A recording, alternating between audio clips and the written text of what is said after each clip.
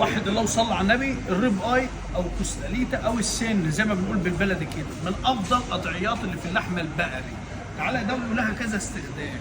احنا معانا حته كوستاليتا او حته سن او ريب اي زي ما بيقولوا،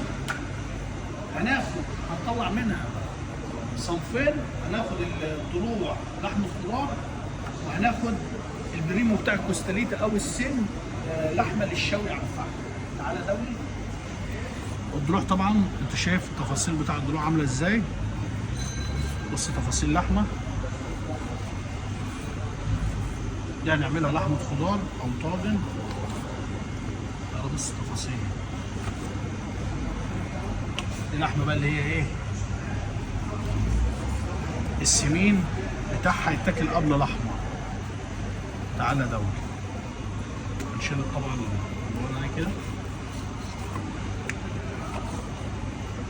ونقطع بقى ايه السن ده.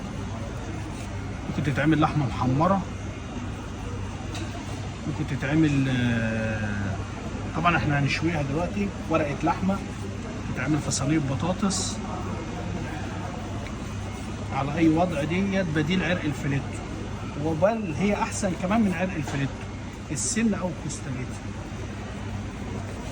لان طبعا بص زي ما انتم شايفين الكبده عباره عن حلقات لحمه بيفصل ما بينها طبقات دهنيه جميله. الشوي او في الخضار بريمو، دي افضل استخدام للسن.